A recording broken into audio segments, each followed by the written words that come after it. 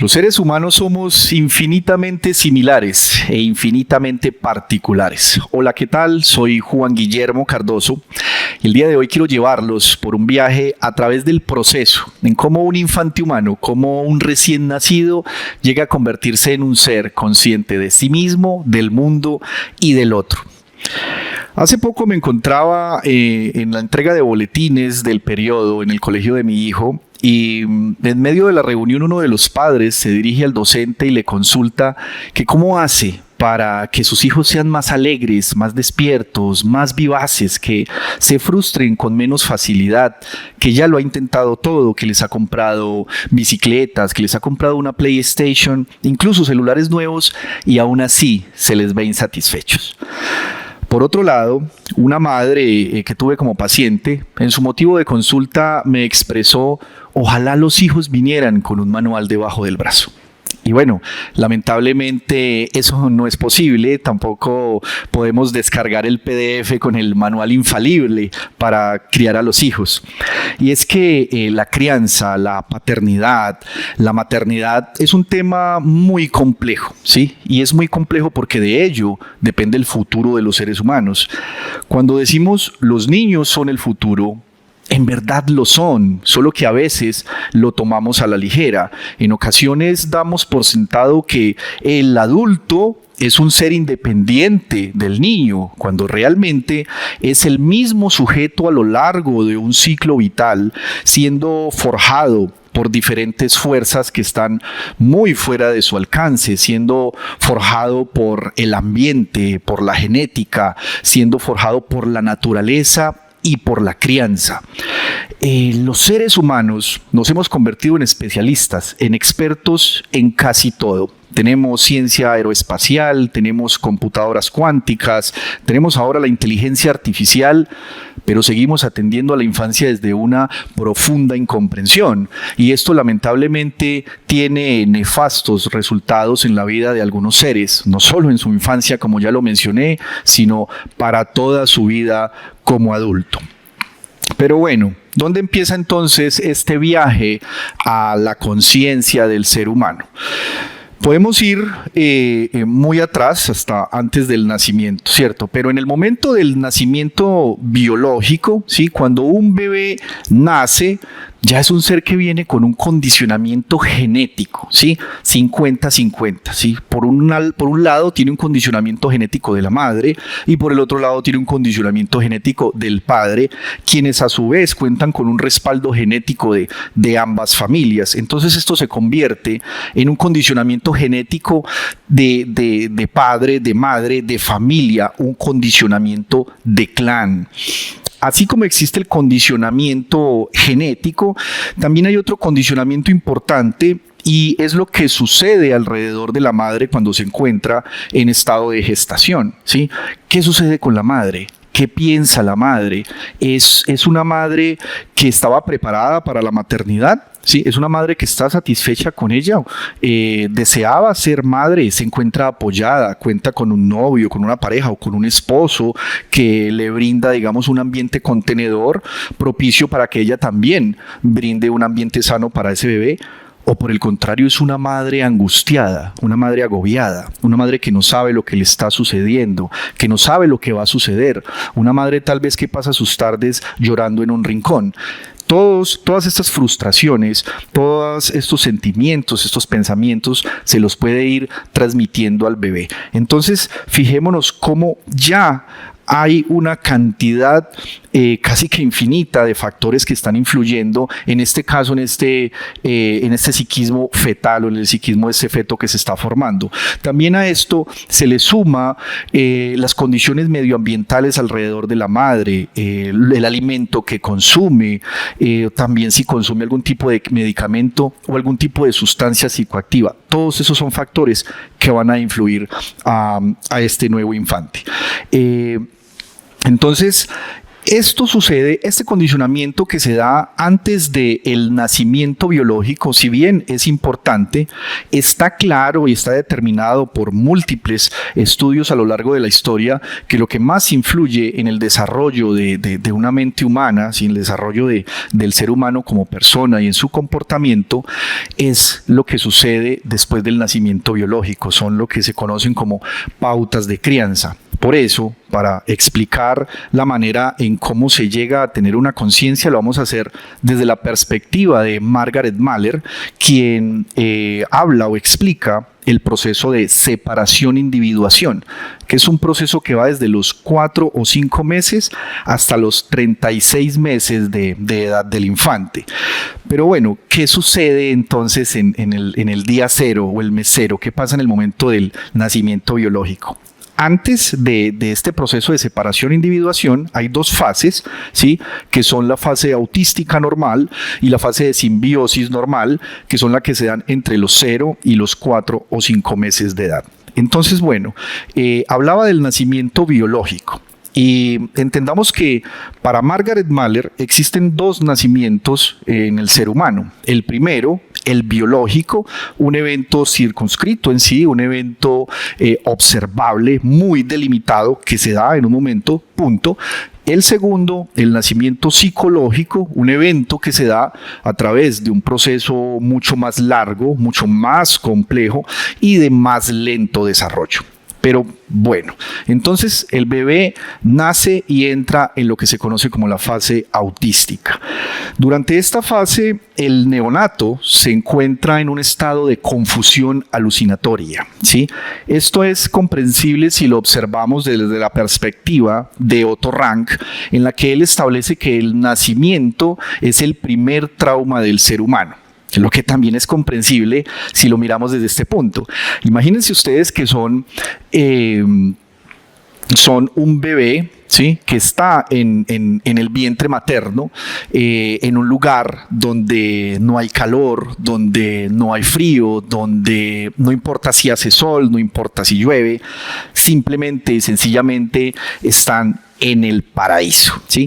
Y de repente, en un momento, son o expulsados o son extraídos, ¿sí? Dependiendo la forma en cómo se dé el proceso del nacimiento, pero salen ahora a este nuevo mundo, ¿sí? Un mundo donde hasta respirar es una novedad, ¿sí? Imagínense entonces esta primera bocanada de aire entrando en los pulmones, ardiendo, quemando en este cuerpo que acaba de nacer y entonces lloras, es totalmente comprensible, ¿cierto? Entonces podemos hacernos una idea de que estas primeras 4 semanas del neonato se encuentra en este estado confuso, ¿sí? En esta fase primaria, lo más importante o el principal objetivo es lograr que el organismo alcance una homeostasis, que el organismo se nivele o se regule ahora en este nuevo ambiente extrauterino. Bueno, a partir más o menos de la 5ª semana, entramos a lo que es la fase simbiótica, ¿sí? Cuando el bebé, cuando el infante forma una unidad dual con su madre, ¿sí? Una simbiosis. El bebé asume que esa señora, ¿sí? Que en el caso o en el mejor de los casos es su madre biológica, porque también entendamos que puede ser otra persona, puede ser un cuidador por X o Y razón, debió hacerse cargo de este niño y no pudo ser la madre biológica, pero asumamos que es la madre biológica. El infante comienza a reconocerla, ¿sí? Pero no asimila que es otro ser, asume que es una extensión suya. Sin embargo, este reconocimiento es parte importante de esta fase, ¿sí? Es un objetivo primordial de esta fase, lograr reconocer a la madre. ¿Y cómo lo hace? Lo hace diseminando la energía libidinal, ¿sí? Desde los órganos del abdomen, lo que tiene mucho sentido, la va diseminando por todo el cuerpo y luego con esa misma energía embiste a este objeto primario de amor que es su madre, reconociéndola, aunque no se dé por enterado de que es un ser completamente diferente.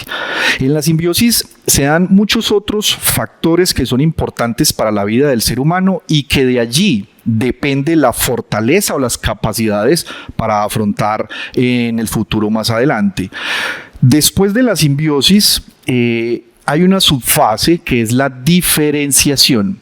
Cuando el neonato atraviesa esta simbiosis de una forma óptima, esto le da un impulso, le da un mayor impulso en su desarrollo y le da una mayor elasticidad ante las embestidas de traumas en el futuro.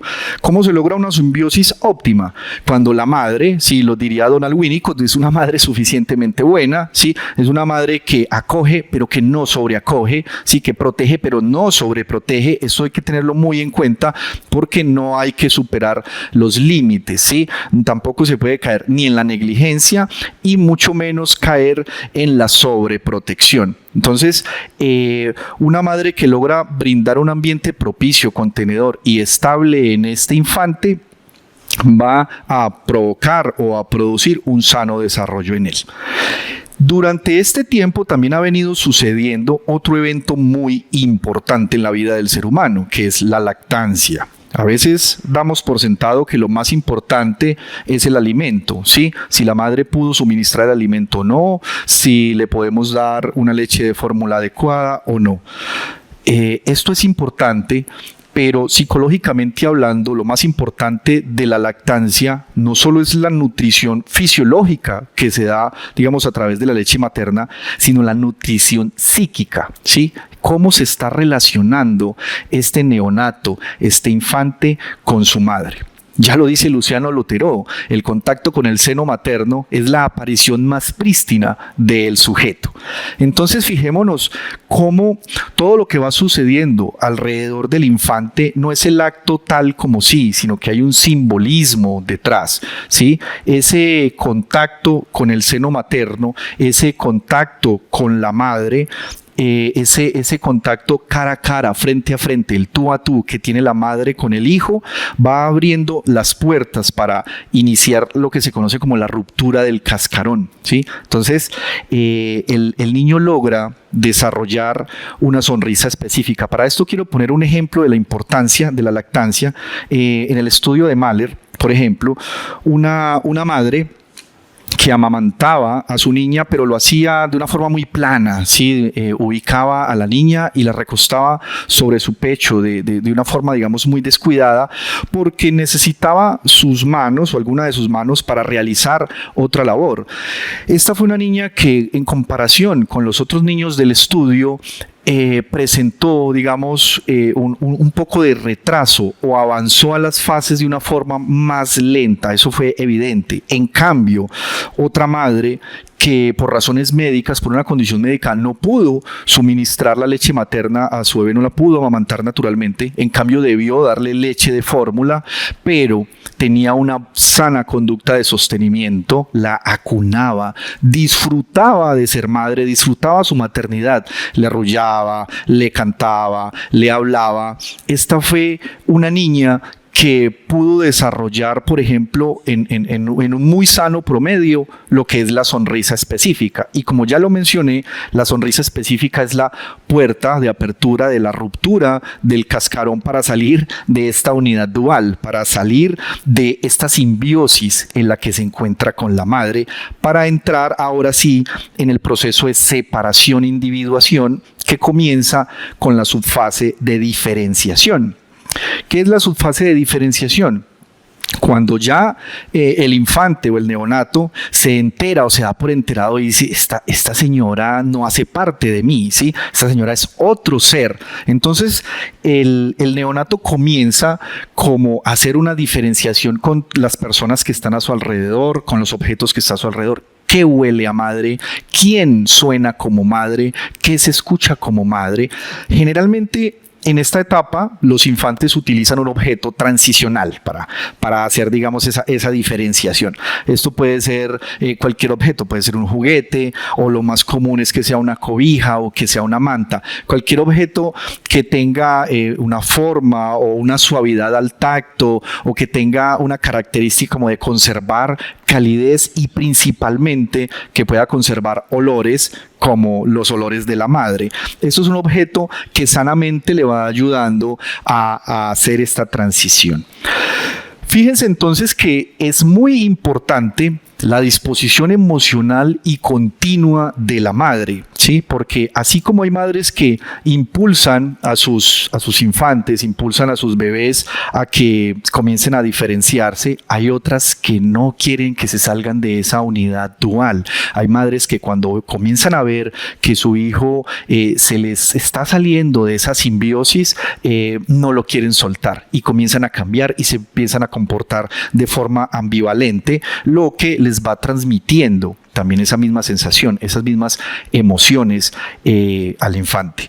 Hay que tener en cuenta que la madre es como un molde en el que el psiquismo del infante se vacía, ¿sí? En el que utiliza para vaciarse y luego desde ahí surge para comenzar a ser un individuo.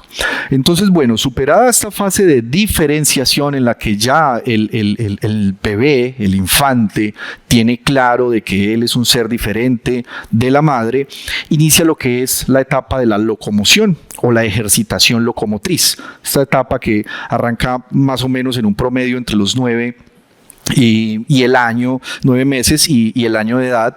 En esta etapa de locomoción sucede igual que en la etapa o que sucede igual que en el proceso de lactancia. Es también un acto muy simbólico, porque no se trata solo de que el bebé, de que el infante se pueda desplazar, de que el infante pueda moverse de un lugar a otro. La locomoción también conlleva consigo una capacidad de distanciarse psíquicamente de la madre. Los dos principales objetivos de esta fase de locomoción, de esta subfase de ejercitación locomotriz, es por un lado poderse distanciar psíquicamente, como ya lo mencioné, pero también poder observar a la madre desde otra perspectiva, ¿sí? Poder observarla desde la distancia, lo que le va dando una cantidad de nuevos elementos psíquicos que va acumulando el infante. La locomoción y sobre todo la marcha libre, cuando ya el bebé puede caminar, cuando el infante puede moverse, puede desplazarse, conlleva, aparte de cosas nuevas, también le conlleva otros retos, ¿sí? Retos, por ejemplo, como temores de alejarse de la madre, pero asimismo también va fortaleciendo la capacidad de permanecer más tiempo sin ella.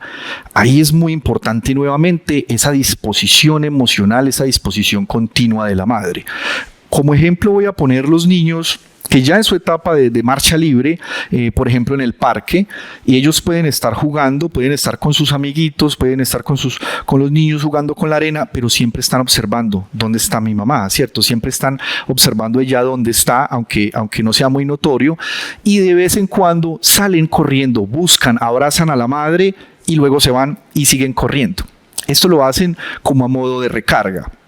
Porque a pesar de que la locomoción les brinda, digamos, ese efecto embriagante en que lo pueden hacer todo y pueden moverse, pueden desplazarse a cualquier lugar, comienza a surgir un temor, que es el temor de la pérdida de objeto, ¿sí? O el temor de la pérdida del amor de objeto. Y por otro lado, se va también fortaleciendo con la locomoción, con la marcha, con el distanciamiento, se van fortaleciendo las funciones autónomas del yo. Por eso es muy importante que la madre sepa lo que está sucediendo, que la madre se acomode, ¿sí?, a este nuevo comportamiento del niño en el que parece que pretende distanciarse. Pero resulta que en la siguiente subfase, que es la subfase de reacercamiento, ocurre como una contradicción, ocurre como una ambivalencia en el niño, puede llegar a comportarse de una forma completamente errática, ¿sí?, si no se sabe, digamos, observar o si no se sabe contener. En el reacercamiento, el niño ya avanzado, ya con sus capacidades cognitivas más evolucionadas, comienza a darse cuenta que se distancia demasiado de su madre. Entonces entra en esa ambivalencia de que temo de perderla, ¿sí?, pero que si me acerco tengo temor de ser reengolfado, es decir, tengo temor de ser reabsorbido a esa fase simbiótica. Entonces, si la madre, ¿sí?, o el agente maternante no sabe contener, no sabe darle manejo a esta situación en la que el infante parece que no sabe lo que quiere, eso podría tener pues consecuencias consecuencias de diferentes índoles, puede tener consecuencias pues tanto positivas como negativas para un infante cuando su madre, digamos, pretende que el niño se adapte a ella, cuando pues realmente lo que debe hacer es adaptarse a estos cambios, a estas necesidades del niño, porque pues él está aprendiendo a relacionarse tanto consigo mismo como a relacionarse con el otro y con ese mundo que cada vez es más amplio, con ese mundo que se va haciendo, digamos, en círculos cada vez más amplios, pero que siempre como eje principal tiene a su madre. Luego de la etapa de la subfase de reacercamiento, luego de que el bebé comienza a ser embestido por todas estas emociones que lo abruman, llegamos a la subfase de la constancia objetal, ¿sí?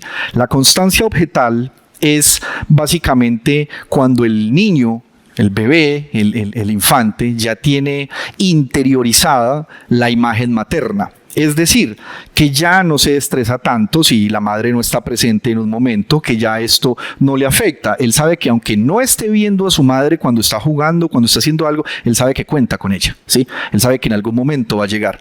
Y fíjense que todos esos factores son tan importantes porque ¿cuántos adultos en la actualidad llegan a ser como controladores? Porque incluso entran en estados de confusión porque necesitan estar, digamos, al tanto de dónde está su pareja, ¿sí? ¿Qué está haciendo? O dónde están mis hijos, ¿sí? Cuando ya hablando de cuando sean padres más adelante. Entonces, fíjense cómo a través de todos estos elementos, todos esos factores que suceden en los primeros meses, 36 meses, en los primeros años de vida, son lo que marcan lo que voy a hacer en el futuro.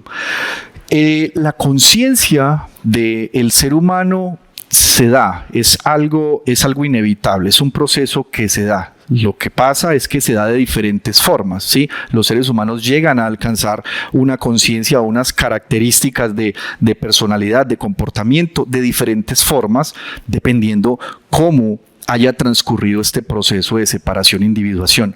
Entonces fijémonos cómo para que haya una conciencia, primero debió haber un mundo inconsciente, un mundo poblado de múltiples elementos psíquicos que interactúan entre sí y que continúan luego alimentándose e interactuándose con el presente, con el medio ambiente de la persona, afectando de forma directa, influyendo en cada uno de los pensamientos, cada uno de los actos, influyendo en cada forma de comportarse en el ser humano. Entonces, así nos damos cuenta que el ser humano tuvo inicialmente una vida rica, ¿sí? Una vida que no puede recordar, pero que jamás podrá olvidar. Muchas gracias.